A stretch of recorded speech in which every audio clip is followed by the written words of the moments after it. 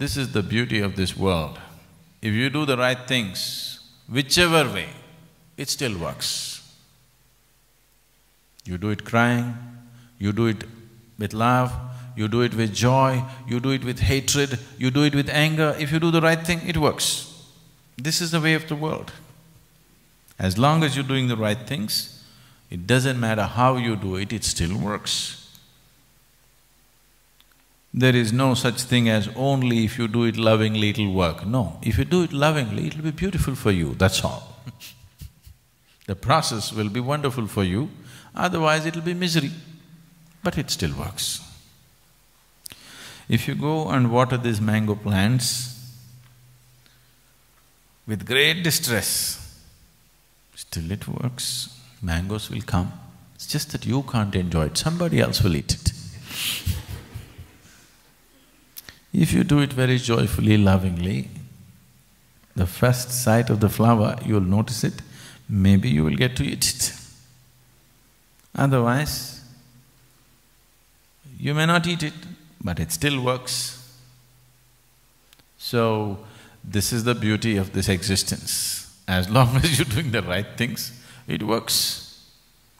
How you do it will decide the quality of your life. Not whether it happens or not, it'll anyway happen. It once happened, there was a chicken farmer. You know, the chicken farmer, a poultry farmer.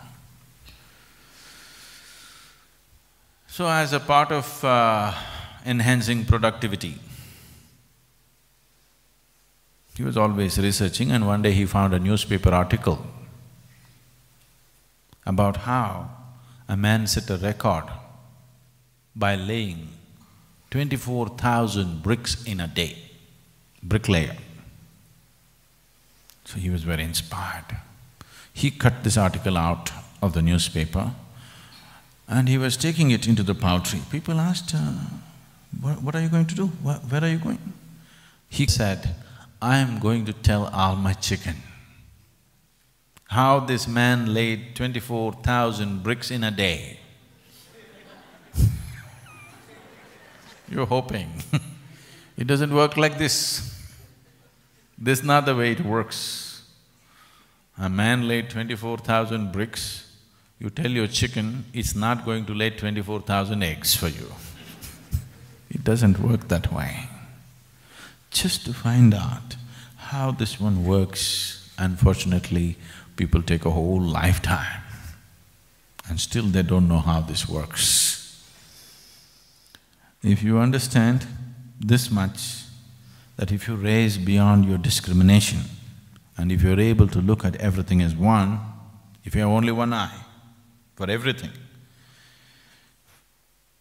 for this one kind of eye, for this another kind of eye.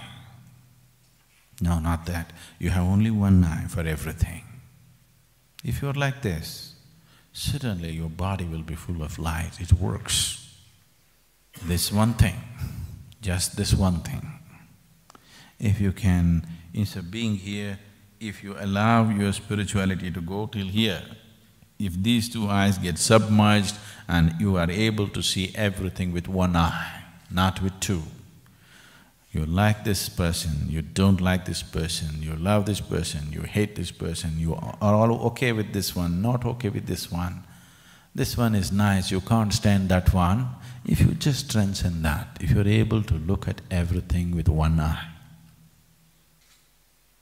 sadhana will go to a different dimension altogether. This one thing you must do. Otherwise, lighting up takes a lot of effort. If you want to light up without this, it takes phenomenal effort and it dissipates very soon. See, when you're looking at your life only as a survival process, discrimination is a must. You walk out on the street, you are like any other animal in the forest, constantly looking, who is okay, who is not okay, where is the danger, where is a friend, where is an enemy, constantly looking at. If you live in that condition, survival gets taken care of, yes. But this discriminatory process, if it exceeds its limits, then everything in the existence becomes fragmented and the chances of ever you lighting up becomes remote. It is useful only for survival. If you want to look at life, if you want to perceive life for what it really is, you need one eye, not two. The two will help you to survive, and that's all. It is just that over a period of time, survival, the word survival might have gotten complicated. No, that is not it, it's not just survival. To carry my profession, to pursue my career, to do this, to do that, I need discriminatory mind. It is just that you have complicated your survival process, that's all. What used to be just food in the stomach at one time, survival, now it has become many things. The survival process has gotten extremely complicated. As the so-called civilization happens, people did not get really civilized.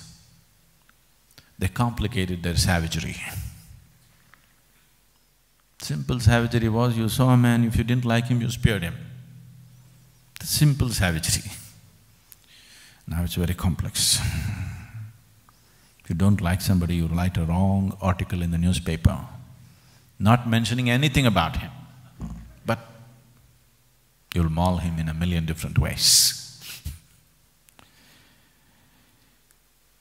So constantly going on complicating the survival process will present you with many problems, and of course you could find solutions.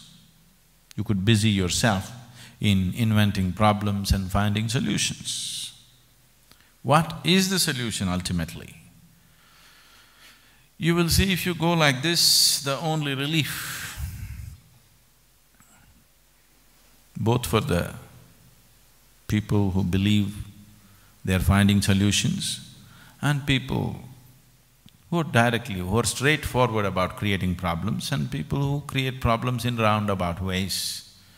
For both of them, the only relief ultimately will be to rest in peace, because that's the only time they will know what it means to at least lie down in one place without rolling within themselves all the time. Not one moment of stillness will you ever know. If you have not known the beauty and immensity of being still, to put it simply, you're actually ill.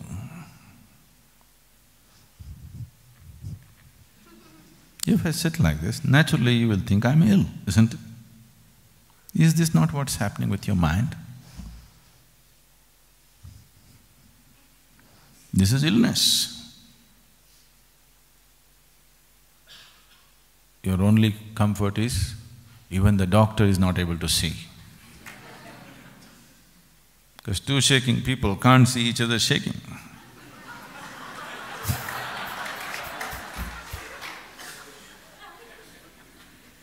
If you can't get a handle on this life, do you believe that you have any grasp of the whole cosmic scape or any other aspect of life?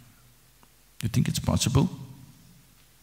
It is just that you will become dedicated to your psychological process. What's happening in your mind?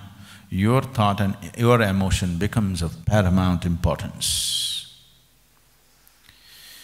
When your thought and your emotion becomes paramount importance, to put it very simply, what it means is your petty creation has taken precedence. It has become far more important than the grandeur of the Creator's creation. That's all it means. That is a very small way to exist on the planet. The smallest way for a human being to exist is to be caught up in his creation. Because what you can create here, whoever you may be, however powerful you may be, however capable you may be, what you can create is so petty compared to the scape of creation that's already happened. If you want to know life, if you want to taste life, if you want to suck the sap of life, it's never going to happen through your psychological process.